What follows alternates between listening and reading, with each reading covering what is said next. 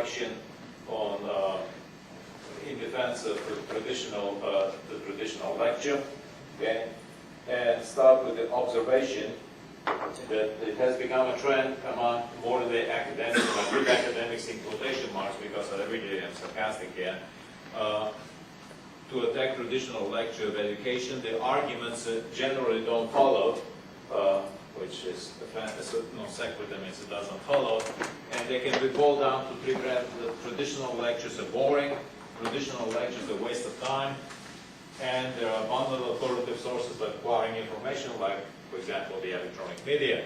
Okay. I think at best, if we describe this, all these claims are problematic, and they're what in logic we call a false dilemma.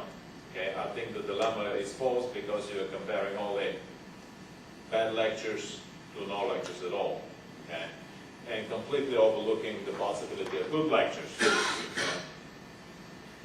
And let me start my defense of the traditional lectures, of the spoken word, with reference way back to Plato. Okay? And Plato thought that the written words like orphans. Once you put them in writing, they're there. You're not there to defend them. Okay? People can twist them, people can misunderstand them, and that's that. Yeah. And now you're probably thinking, hey, wait a minute. This Plato guy, I mean, he wrote a lot of stuff. I mean, you have the dialogues, you have the letters, you have the Republic. Yeah, that is true. But he didn't exactly writing to the Greeks was a slavish activity. They had a slave to scribble there, you know. And when Plato would finish a dialogue, they would hire an actor. And the actor would read it out loud, and he would act it out. So, quite frankly, reading from a piece of script is a fairly new activity that we have, okay? And now to try to use this to channel the whole means of education doesn't make any sense to me. And that follows my second point here in defending the traditional lectures, is that speech is evolutionarily older and more effective method of communicating ideas than the written electronic medium. Okay? Now, if you have to think about it, you know, we have written media and means of communication for a relatively short period of time when you think about the history of humanity.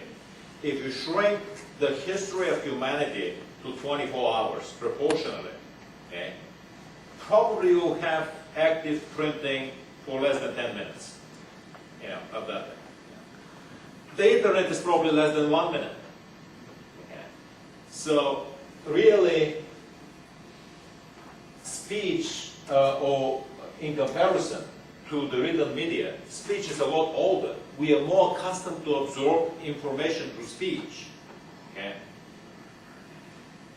I can give you some examples as to how this works effectively. Actually, if you think about how we communicated before speech, was through touch. Okay? Look at evolutionary methods of developing language. And language became a substitute for touching and grooming. Okay? And think about it. Okay? If a mother has to comfort her child, okay, which would be more effective? To just say, yeah, there, or to touch the child? Of course, touching would be more comforting. Okay?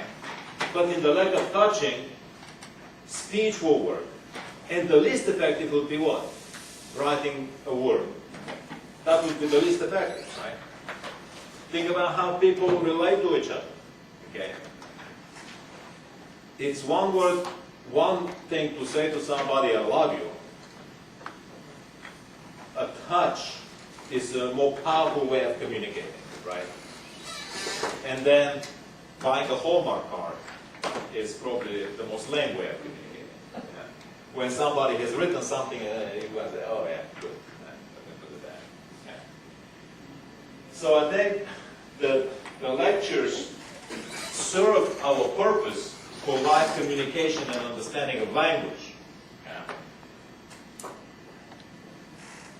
And to throw language out and substitute it with electronic written word is just ridiculous.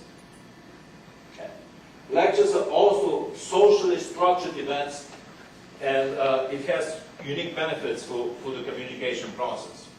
Okay? The lecturer can present a great amount of information in a synthesized form. I mean, just think about what we accomplished here today. I mean, you had experts in their field, they came, within 40 to 50 minutes, they synthesized a lot of information, okay? And they did a good job. If we lack that, we will interrupt the continuity in the scientific community. Okay? We'll put, there will be gaping holes. Okay? And every new generation will be in a position to reinvent the wheel. Do we want that? Do we want to rediscover everything that, people who have the information, they have already done it? And by the way, the information by itself does not do you any good, okay, unless you have the historical content and the necessary logical framework. Okay? And that's where the lecture benefits you, actually, because the lecturer can show you the logical structure. And that is very, very important. I mean, if the logical structure wasn't necessary, I mean, think about it, I'll push it to extreme here. But if I write the postulates and the axiom of Euclidean geometry on the board, that's it. You know all the geometry you ever need to know. Because when you prove theorems, you just use those axioms and the postulates and you prove a theorem. So strictly speaking, in the first day of class of geometry, you have all the information you ever need to have. And the rest is just technicality and logical inference. But students need a lot of guidance, and that's where the teacher comes in to unpack this. There was a French mathematician, Pierre Fermat, who formulated this famous theorem. Except the proof was lost. To this day, the mathematical community is boxing clever at how to prove Fermat's theorem. I mean, think about it. Somehow we interrupted the chain.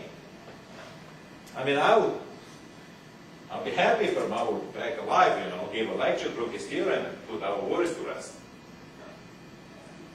As a matter of fact, going to my previous point, the people who advocate, that somehow the electronic media can furnish quality education, all of a sudden discovered that, especially in science education, students are not getting the concepts. That was in Stanford. So they did some research, and of course they threw away the baby with the bathwater by saying, well, lectures do not work. We'll go back to practice. Okay. What did they do? They went and tried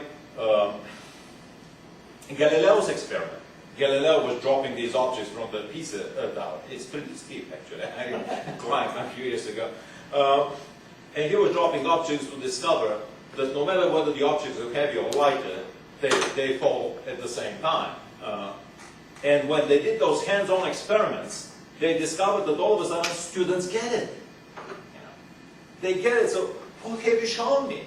You have shown me exactly my previous point, that it is first the hands-on experience, the touching, that will help you, then the live lecture, then the most ineffective way is the stream of information, the written word. Okay. Now, this is not a minor point here, even though I put it last. That through the live interaction, the lecturer can gain attention and respect of the audience. I mean, think about it. It required some effort of you to come here, and we appreciate that. You got prepared. The speakers got prepared. We got here. We have a common goal. We listen to each other. You concentrate. It's much like the difference between going to a live concert of a classical pianist versus buying a CD and putting it in your car. Strictly speaking, you're listening to similar sounds, but the experience is of a different quality. Okay. So I don't mean to beat up a dead horse, so I will just go to exactly what is at stake.